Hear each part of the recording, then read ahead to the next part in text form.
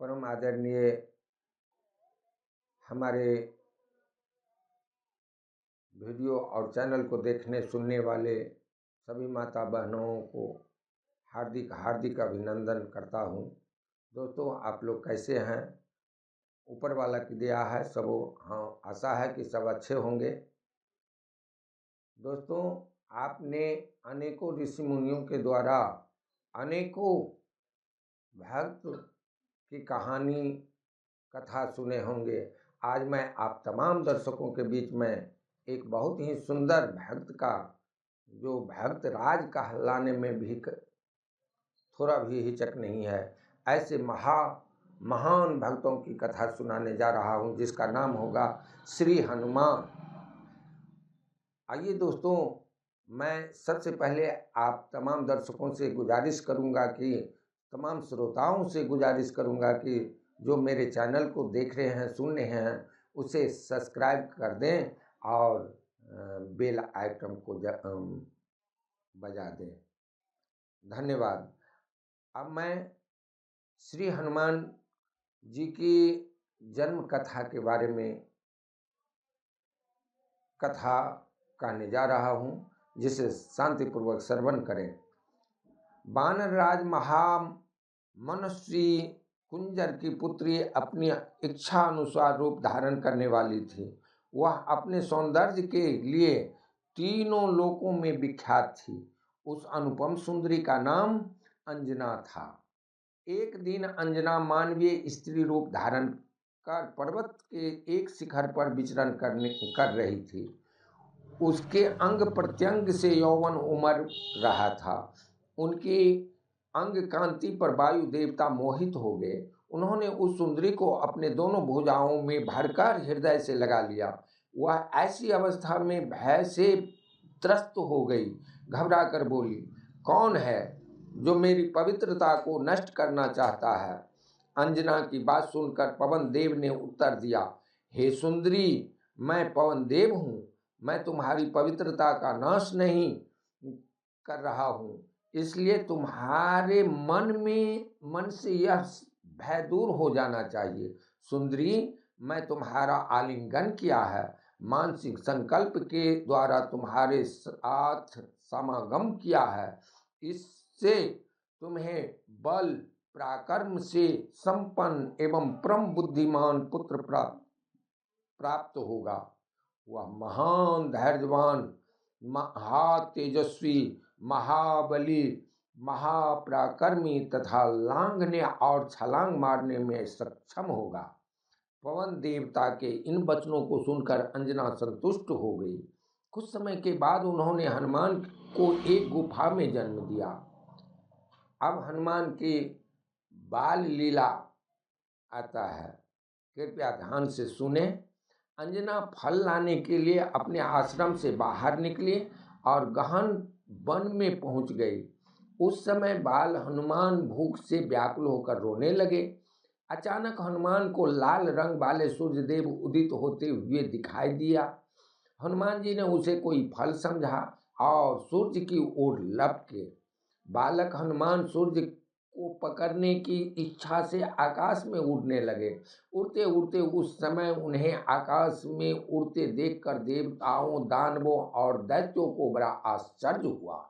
वे सोच रहे थे कि अगर बाल्यावस्था में इस बालक का ऐसा वेग और पराक्रम है, तो यौवन का बल पाकर उसका वेग पराक्रम कैसा होगा। अपने पुत्र को सूर्य की ओर जाते देख उसे सूर्य के प्रचंड ताप से बचने के लिए उस समय पवन देवता भी बालू के ढेर की भांति शीतल होकर उसके पीछे पीछे चलने लगे। इस तरह बालक हनुमान अपने पिता के बल से कई सहस्त्र योजन आकाश को लांघते चले गए और सूर्यदेव के समीप पहुंच गए। सूर्यदेव ने यह सोचा कि अभी यह बालक है, उसे भले बुरे का ज्ञान नहीं है और इसके द्वारा देवताओं के भी बहुत से कार्यों का संपादन होगा, इसलिए उन्होंने उसे जलाया नहीं। अब आगे चलते हैं। जिस दिन हनुमान जी सूर्य को पकड़ने के लिए उछले थे, उस दिन राहु सूर्यदेव पर ग्रहण लगाना चाहता था, क्योंकि उस दिन अमावस्या थी। हनुमान जी ने सूर्य के रथ के ऊपरी भाग में जब राहु का स्पर्श किया, तब सूर्य और चंद्रमा का गर्भ में से मर्दन करने वाला राहु भयभीत हो वहां से भाग खड़ा हुआ। उसने इंद्र से कहा, आपने चंद्रमा और सूर्य को मुझे अपनी भूख दूर करने का साधन के रूप में दिया था, किंतु अब आपने उन्हें दूसरे हवाले कर दिया। ऐसा क्यों हुआ? आज पूर्ण अमावस्या के समय मैं सूर्य को गरजने की इच्छा से गया था, इतने में ही दूसरे राहु ने आकर सूर्य को पकड़ लिया। राहु की बात सुनकर इंद्र घबरा गए और अपना सिंहासन छोड़कर उठ खड़े हुए। उसके बाद राहु इंद्र को उस स्थान पर ले गए जहां हनुमान जी के साथ सूर्यदेव विराजमान थे। इधर राहु इंद्र को छोड़कर बड़े वेग से आगे बढ़ा। उसी समय हनुमान जी ने उसे देख लिया। वह राहु को कोई फल समझकर उसकी ओर उछले। राहु भयभीत होकर इंद्र को पुकारने लगा। इंद्रदेव ने राहु को आश्वासन देते हुए कहा, डरो मत, मैं इसका आक्रमणकारी को मार डालूंगा। इसके बाद ऐरावत को देखकर हनुमान जी ने उसे भी एक विशाल फल समझा और गजराज को पकड़ने के लिए उनकी ओर दौड़ पड़े। उस समय उनका रूप भयंकर था। हनुमान जी का रूप भयंकर था। उसके इस भयंकर रूप को देखकर इंद्रदेव ने क्रोध में आकर उनके ऊपर वज्र प्रहार कर दिया। इंद्र वज्र की चोट खाकर वे एक पहाड़ पर गिरे। वहां गिरते समय उनकी बाईं घुटनी टूट गई। इसी से उनका नाम हनुमान पड़ा। अब आगे सुनिए दोस्तों, वायु देवता का प्रकोप। जब हनुमान जी की घुटनी टूट गई तो वायु देवता भी अपना प्रकोप डालने लगा। हनुमान को गिरते देखकर वायुदेव इंद्र पर क्रोधित हो उठे। उन्होंने अपनी गति को समेट लिया। वायु देवता अपने पुत्र को लेकर एक गुफा में घुस गए। वायु के प्रकोप से सभी प्राणियों की श्वास बंद हो गई। उनके सभी अंगों के जोड़ टूटने लगे। उन्हें ऐसा महसूस हो रहा था जैसे वे नरक में गिर गए हो। सभी लोग परेशान होकर ब्रह्मा जी के शरण में पहुंचे और बोले, वायुदेव ने अचानक अपनी गति रोक दी है, इसलिए हम लोग आपकी शरण में आए हैं। आप हमारे इस वायु जनित दुख को दूर कीजिए। उनकी बात सुनकर ब्रह्मा बोले, इसका भी एक कारण है। कैसा कारण? वायुदेव ने क्रोध में आकर अपनी गति रोक दी है। देवराज इंद्र ने राहु की बात मानकर पवन देवता के पुत्र को मार गिराया है। अब क्या होगा भगवान? सभी देवता कहने लगे, अब क्या होगा भगवान? चिंता मत करो अदिति पुत्रों, हमें उस स्थान पर चलना चाहिए जहां वायुदेव छिपे बैठे हैं। कहीं ऐसा न हो कि उन्हें प्रसन्न किए बिना हमारा विनाश हो जाए। उसके बाद ब्रह्मा जी सभी देवताओं सहित उस स्थान पर पहुंचे जहां वायुदेव अपने पुत्र के साथ रूठ कर बैठे थे। उनकी पुत्र की दशा को देखकर ब्रह्मा जी को दया आ गई। अब हनुमान जी को ब्रह्मा द्वारा वर देना। हनुमान जी को ब्रह्मा जी वर देते हैं। पुत्र के मारे जाने पर वायुदेव उनके चरणों पर गिर पड़े। ब्रह्मा जी ने उनके मृत पुत्र पर हाथ फिराया। शिशु हनुमान पुनः जीवित हो उठे। यह देखते ही वायुदेव प्रसन्न हो गए और उन्होंने अपना संचार पूर्वत आरंभ कर दिया। यह देखकर पूरी प्रजा खुश हो गई।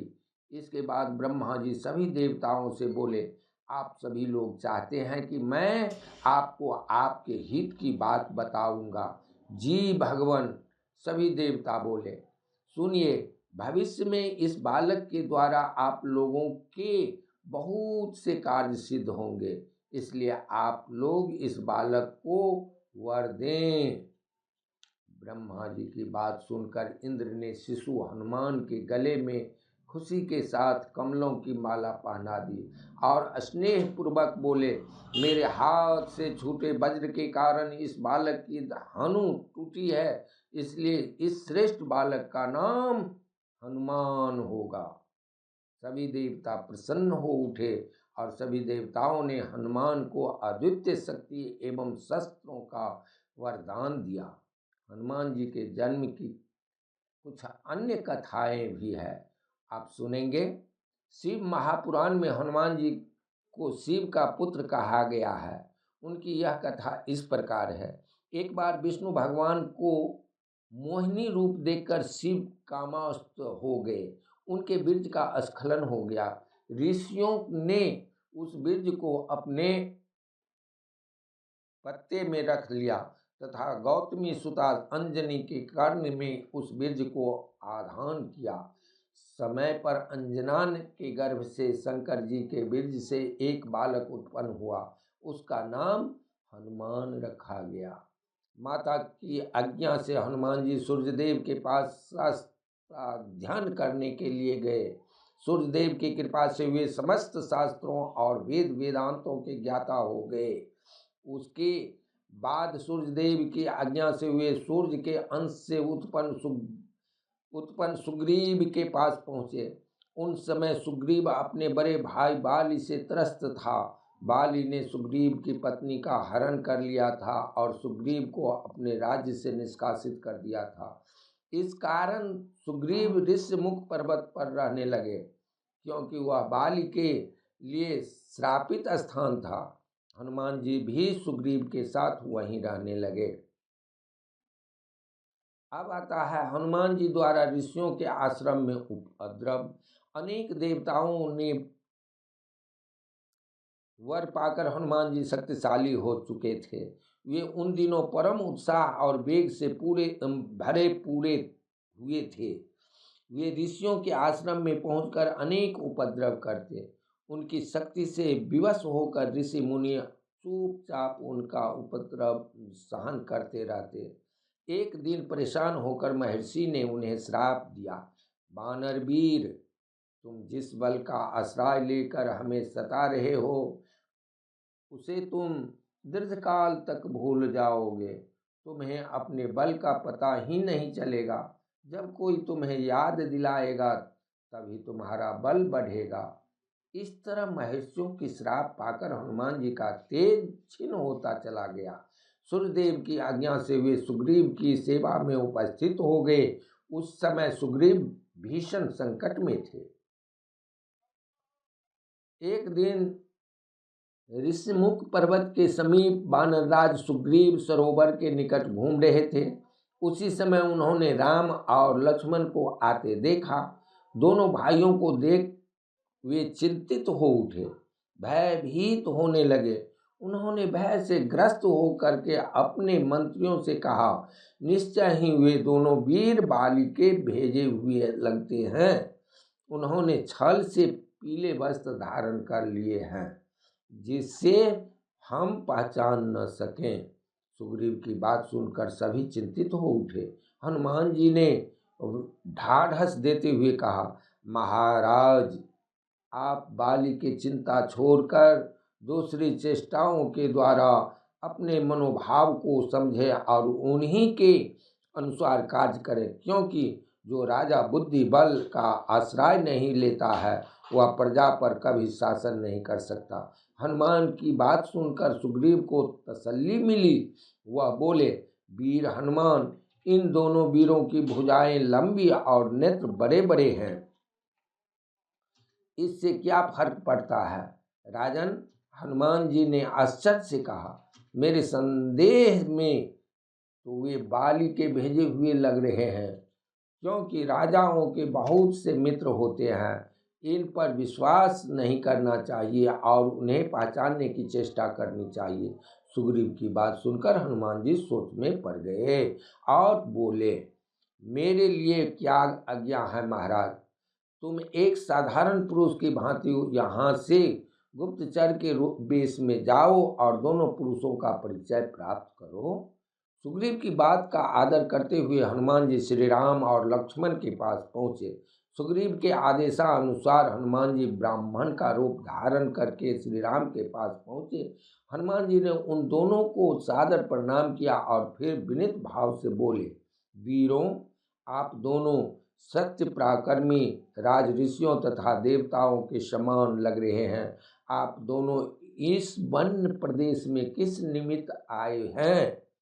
पहले आप हमें अपना परिचय दीजिए कि आप कौन है। लक्ष्मण ने कहा, यहाँ सुग्रीव नामक एक श्रेष्ठ वानर रहते हैं। वे बड़े धर्मात्मा और वीर है। उनके बड़े भाई बाली ने उन्हें घर से निकाल दिया है, इसलिए वे अत्यंत दुखी होकर मारे मारे फिरते हैं। मेरा नाम हनुमान है। मैं भी वानर जाति का हूँ और धर्मात्मा सुग्रीव का मंत्री हूँ। मैं वायुदेव का पुत्र हूँ।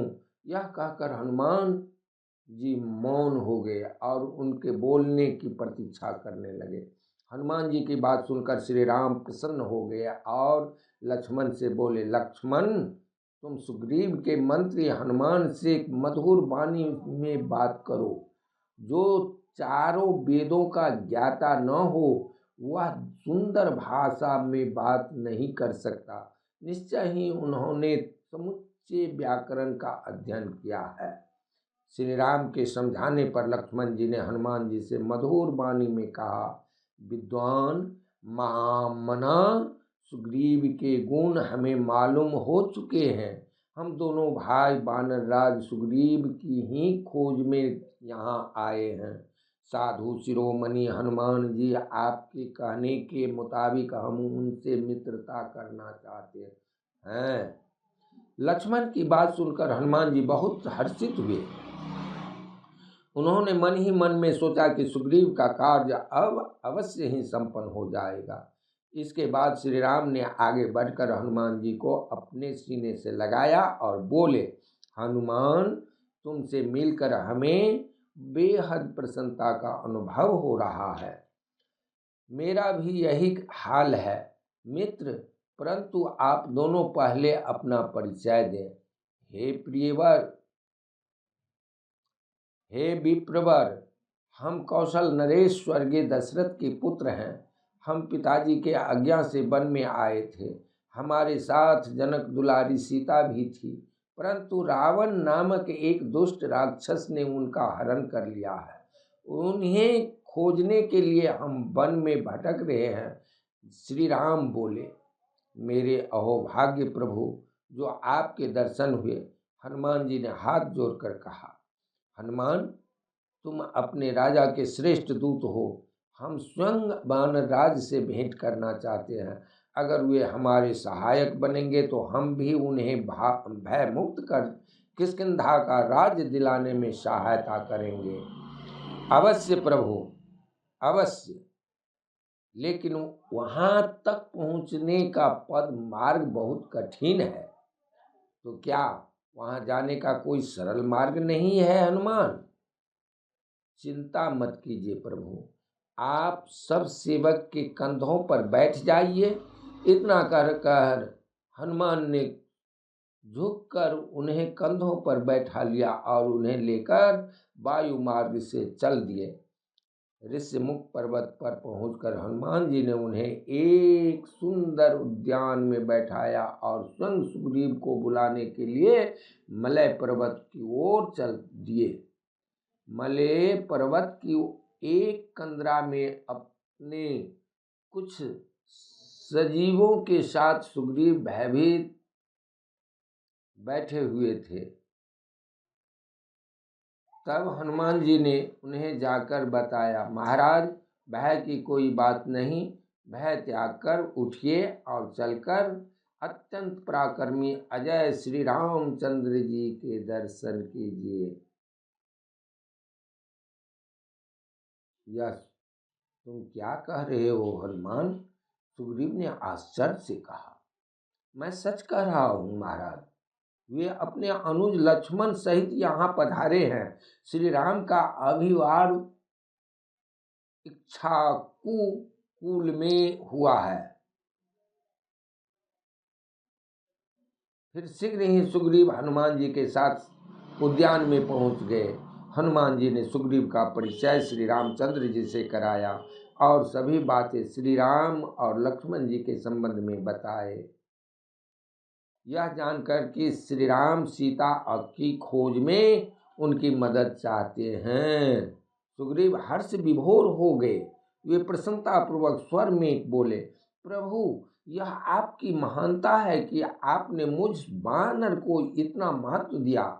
हे स्वामी, आपकी मित्रता पाकर सब ओर से मेरा लाभ ही होगा। सुग्रीव के मधुर और सुंदर वचन सुनकर श्री राम ने उसे हृदय से लगा लिया। फिर सुग्रीव ने उन्हें आप बीती सुनाई। तब श्री राम ने उसे भय मुक्त कर देने का आश्वासन दिया। उसके बाद श्री हनुमान जी ने उन दोनों के मध्य अग्नि प्रज्वलित कर आहुतियां आदि देकर अग्नि की साक्षी में उनकी मित्रता करवा दी। मित्रता की शपथ लेकर सुग्रीव ने श्री राम से कहा, आज से आप मेरे मित्र हैं। आप दुख मेरा दुख है, आपका दुख मेरा दुख है। मैं सीता की खोज में जमीन आकाश एक कर दूंगा। उसकी प्रतिज्ञा सुनकर श्री राम गदगद हो उठे और सुग्रीव से बोले, हे महाकपि, मैं भी अग्नि की साक्षी मानकर तुमको वचन देता हूँ कि मैं तुम्हारी पत्नी का हरण करने वाले बाली का वध करूँगा। श्री राम के वचन सुनकर सुग्रीव की खुशी का ठिकाना नहीं रहा। उसके बाद वानरराज सुग्रीव ने श्री राम की पूरी व्यथा सुनी। तब जैसे कोई भूली बात याद आ गई हो, वह बोला, प्रभु एक दिन मैंने देखा कि भयंकर राक्षस रथ पे आकाश मार्ग से किसी स्त्री को जबरदस्ती उठाकर ले जा रहा था। स्त्री विलाप करती हुई श्री राम लक्ष्मण पुकार रही थी। प्रभु आपकी कथा जानकर अब मुझे पूरा यकीन हो गया है कि वे सीता ही थी। मुझे देखकर उन्होंने अपने कुछ आभूषण भी ऊपर से गिरा दिए थे। तब हम लोगों ने वे आभूषण उठाकर रख लिए थे। मैं अभी आपको लाकर दिखाता हूँ, कहकर सुग्रीव स्वयं उठकर कंदरा में गए और आभूषणों को पोटली उठाकर ले आए। उन आभूषणों को श्री राम ने तुरंत पहचान लिया। तब सुग्रीव बोले, प्रभु वह उन्हें लेकर दक्षिण की ओर गया था। मैं अपने वीर वानरों को भेजकर उनकी खोज कराऊंगा, लेकिन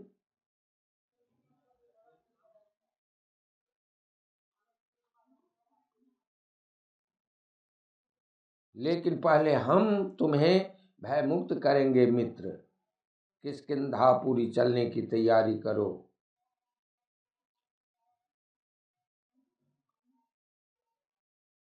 श्री राम की अनुमति पाते ही सुग्रीव अपने सजीवों के साथ प्रस्थान की तैयारी करने लगे। अगले दिन श्री राम के साथ सभी किष्किंधापुरी के सघन वन में जा पहुँचे। श्री राम पहले ही सुग्रीव को अपनी योजना से अवगत करा चुके थे, इसलिए सुग्रीव बाली को ललकारने उसके प्रसाद की ओर चल दिया। श्री राम आदि एक वृक्ष की ऊंट लेकर खड़े हो गए। सुग्रीव बाली को उकसाकर उसी स्थान पर ले आया और दोनों में भयानक युद्ध होने लगा। बाली और हर दृष्टि से सुग्रीव पर भारी पड़ रहा था, मगर सुग्रीव इस आस में उसके प्रहार सहन कर रहा था कि अभी श्री राम बाण छोड़ेंगे और बाली का प्राणांत हो जाएगा। अंत में बाली श्री राम के हाथों मारा गया और सुग्रीव किष्किंधा का राजा बना। बोले, प्राण छोड़ते छोड़ते बाली बोले, मैं बैरी सुग्रीव प्यारा, कारण कौन नाथ मोहि मारा। आदित्य शक्ति की स्वामी सीता की खोज के समय समुद्र लांघने के लिए जामवंत ने हनुमान को उनकी खोई हुई शक्ति का स्मरण कराते हुए कहा, समुद्र लांघना कौन सी बड़ी बात है। हे वीर हनुमान, तुम वानर राज सुग्रीव के समान पराक्रमी और तेज बल में श्री राम और लक्ष्मण के तुल्य हो। तुम्हारा तेज बल बुद्धि और धैर्य सबसे बढ़कर है। हे महाबली, फिर तुम समुद्र लांघने का यह छोटा सा कार्य क्यों नहीं करते। अभी भी हनुमान बैठे रहे। जामवंत पुनः बोले, हे हनुमान, जगत में ऐसा कौन सा कठिन काम है जो तुम न कर सको। हे तात, तुम्हारा तो जन्म ही श्री राम के कार्य के लिए हुआ है। अपनी पवन के समान वेगवान गति, विवेक और बुद्धि को पहचानो और इस समुद्र को लांघ जाओ। इस तरह जब जामवंत ने उनकी खोई हुई शक्ति को अब जगाया तो हनुमान जी को अपनी विस्मृति को हो गई शक्तियों का स्मरण हो आया और एकाएक उछलकर खड़े हो गए। उनका शरीर देखते ही देखते पर्वताकार हो गया। उनका मुख एक अद्भुत तेज से चमकने लगा। वास्तव में तपस्वियों के श्राप से वे मुक्त हो चुके थे। जामवंत ने उन्हें उनकी शक्ति स्मरण करा दी थी। तब हनुमान जी ने जामवंत से अपना मार्गदर्शन करने की प्रार्थना की। जामवंत बोले, हे पवन पुत्र, तुम लंका में जाकर केवल सीता जी का कुशल समाचार ले आओ। उसके बाद तो श्री राम स्वयं अपने बाहुबल से उस दुष्ट रावण को दंडित कर सीता जी को सम्मान से ले आएंगे। जामवंत का निर्देश पाकर हनुमान जी महेंद्र पर्वत पर चढ़ गए। फिर जय श्री राम कहकर उन्होंने एक किलकारी मारी और वायु वेग से आकाश में उड़ने लगे। हनुमान जी की छलांग लगाते ही अंगद की आंखों में आंसू आ गए। वे बोले, हे तात, जब तक हनुमान जी को ये अच्छी खबर लेकर नहीं लौटते तब तक हमारी जानें सूली पर ही लटकी रहेगी। निराश मत हो युवराज, जामवंत ने कहा। मुझे हनुमान जी की शक्ति पर पूरा भरोसा है और वे सीता की खबर लेकर ही लौटेंगे। अब मैं यहाँ श्री हनुमान जी की कथा को रख रहा हूँ, विश्राम देता हूँ। अब इसके आगे पुनः आप सुनेंगे सिंही का वध हनुमान द्वारा और अन्य कथाएं। आगे के वीडियो में सिंही का वध और अन्य कथाएं